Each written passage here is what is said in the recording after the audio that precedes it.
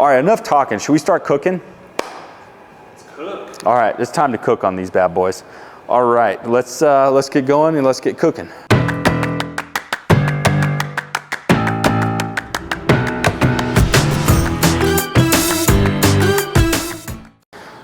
All right, first thing we're gonna do, put our charcoal in on one side. So this is one of the simpler ways to start charcoal, is just to get yourself a good fire starter at the store, which we happen to sell here at Embers, by the way, and just put it in there. So we're just gonna kind of close the lid a little bit. We're gonna open it up all the way during startup so there's plenty of oxygen in there. Give this a couple minutes and then we'll get set up for our cook. So with our charcoal, there's a bunch of different ways to ignite your charcoal. That was just one of the ways I showed you. I personally like the little chimney starter, like the Weber sells the chimney starters, but that gets so hot so fast. When you're going low and slow, it's kind of hard to get white hot coals and then put them in here and trying to cool them off. So I'm just kind of doing this to get the charcoal started. So again, you can see why it's taking longer, you know, a good 15, 20 minutes, maybe 30. All right, for gas, we're cooking on the Bad Dog Heston, my favorite gas grill, full spring assisted hood. All right, let's get this fired up. Come on, Tate, I'm trying to do a video. You don't have to be interrupting my video like that, bro. Come on, man. Okay, again, we're gonna be cooking on infrared. So see, this grill has one infrared station. Now, here's the advantage of a startup with gas grills. Check this out. This has a hot surface igniter.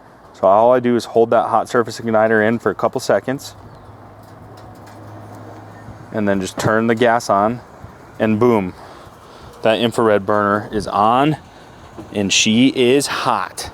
So we'll kind of just let that preheat. See how fast that was? It's the easiest to start up, and in a couple minutes our temperature is gonna be at 500 degrees in no time. But I'm just using that side for what we're cooking, so that startup's done, easy peasy. All right, pellet smoker, pretty easy. Again, they're gonna run just like an oven. So we're gonna press that button, turn up our temp. I'm gonna set it to 255, hit that, push ignite, boom. Now it's gonna start igniting. But again, it's gonna take 15, 20 minutes. You can hear that exhaust fan kick in. And I didn't do it this time, I didn't show you this, but you always wanna make sure your burn pot's clean, but your burn pot's way underneath this smokestack here. So it definitely is kind of a little bit annoying to do that, but it's not the end of the world. But now your temperature's set and you're ready to roll. All right, you can see, Chris, we finally have a hot ember bed. So what I'm gonna do is I'm gonna set this, whew, that's warm. Set that divider there. I'm gonna set the other one right there, just like that. I'm gonna set this up here because this is where we're gonna be smoking, low and slow. And then when it's time to get it out, I'll put on my heat glove, take this out, and actually I'm gonna do it like this. We're gonna take this side off, throw this guy down, and cook over some direct heat, and it's gonna be awesome. But again, we gotta let this warm up for a while. So you can see this is taking the most maintenance, but I think it's fun, like I said. All right, so we got our pork loin. I personally, when you're doing pork, I don't like to get cute and sweet with like my red meats, but with pork, definitely all day. So we're gonna do sweet and spicy. So I'm gonna put a binder on here of some Tapatio, nothing crazy. And honestly, you're really not gonna even taste the Tapatio, but it gives you a nice coating for your sauce. Now this is my favorite pork sauce, Mr. Beavis, Mr. Bevis, however you wanna say it. We're gonna go with the California Reaper, Carolina Reaper, baby. The sucker's hot. But what's so cool about it is it has a ton of sugar in it. So it's stinking spicy, but you still get a really nice sweet kick. So to me, it's perfect on pork because we get a really nice sort of sweet heat on it. And there's nothing better to me than sweet heat on pork. So we'll do this. Want to make sure you get your sides good. Oh yeah. She's looking pretty. You know what the best about pork loin is? Can't beat the price. I mean, you know how many people this will feed? It's like $10. All right, let's just smash it in there. All right, she's ready to go on the charcoal grill.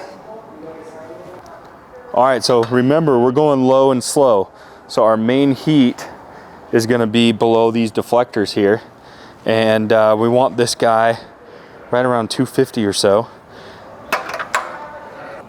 So here's something super cool with charcoal, the versatility that you get. So I got a couple hickory chunks. If you want to increase your smoke output, just throw a couple of those bad boys in there. And now we just increase the amount of flavor and the amount of smoke that we're going to be using. See all that smoke coming out of here? Now we're going to turn it down a little bit, but see, you got to pay attention to it. How am I doing, Chris? I'm managing 3 cookers at once. How am I doing? Doing good. Yeah? That's a lot of skill. What's the only one I haven't messed with? The gas grill. Yeah, I haven't even touched it. I just turn it on and let it rip. That's literally all I'm doing. Because this sear station, it's hard to see in the sun, but that thing is just ripping. Woo! That's all we got to do with that bad boy.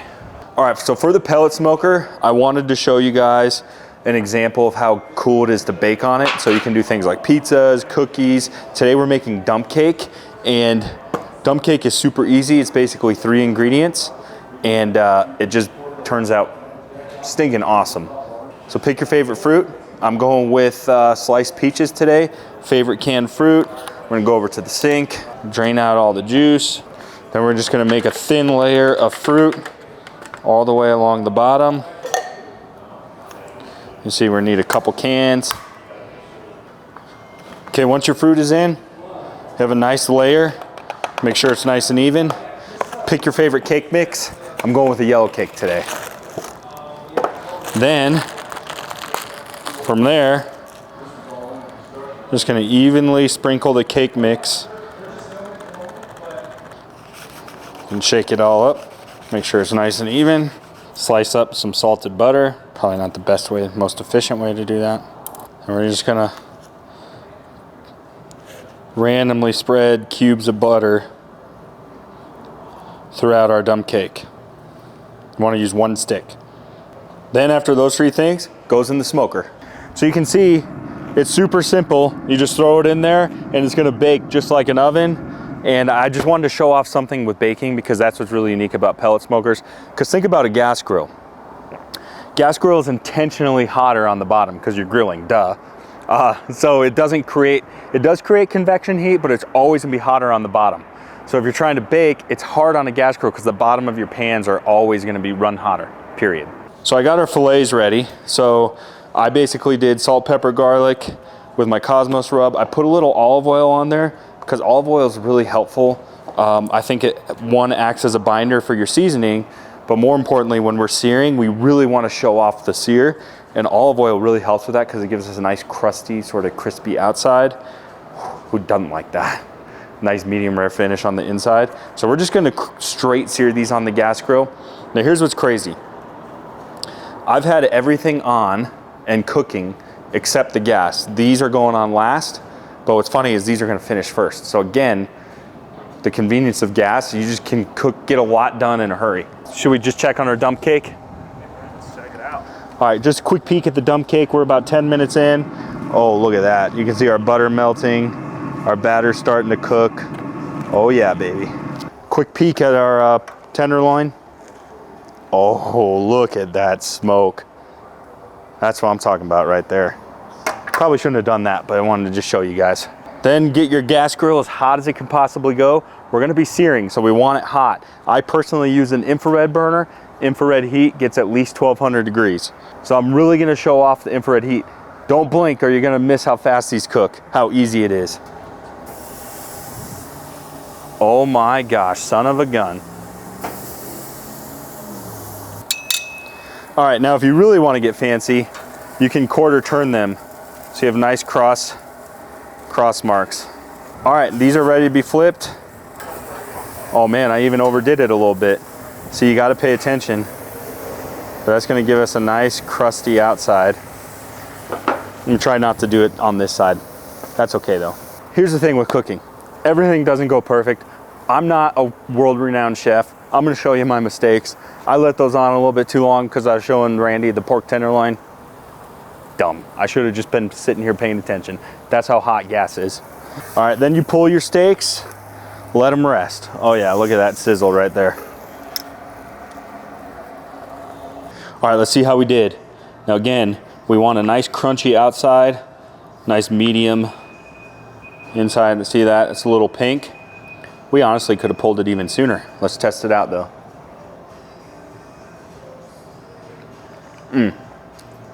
That's what I'm saying. That's what I'm talking about.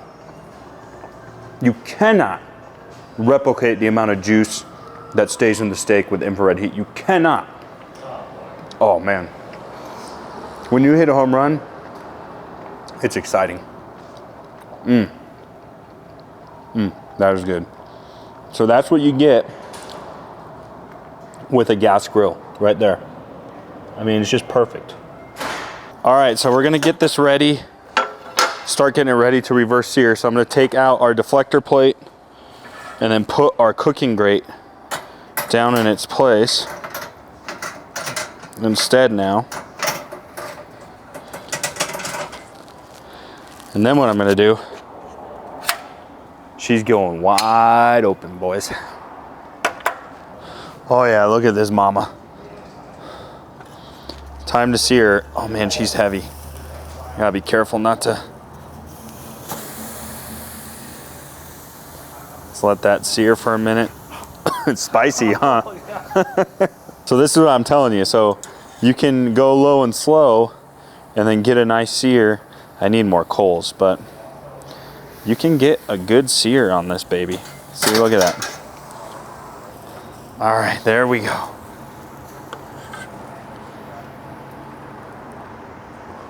Look at that. Didn't quite sear as good as I wanted it to. We ran out of charcoal, but you guys get the idea. All right, let's let this rest. Whew, it smells spicy. All right, time to see how she turned out. Oh yeah. Look at that. Ooh, it's hot. That nice pink smoke ring around the edge. That's from the smoker. That's what you want. That's what charcoal is going to give you. Got nice juices in it from the reverse sear. Nice crust on it.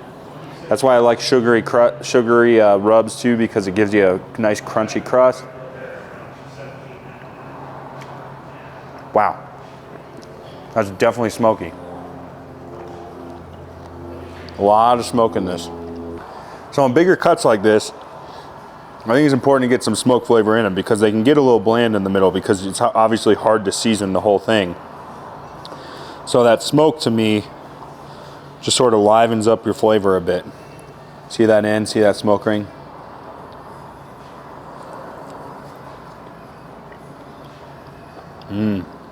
All right, it's time to pull the dump cake. Check that out, guys.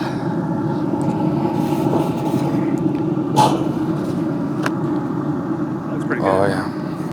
Let's try it. Now I stupidly forgot some vanilla ice cream. Man, if you mix this with some vanilla ice cream, so we should have a nice crispy outside. Look at that. Oh yeah. Wow, that looks hot. So there's the results, guys. Hopefully you enjoyed this video. You saw what happened when we used our gas grill. You saw what happened when we used our charcoal, when we used the pellet smoker.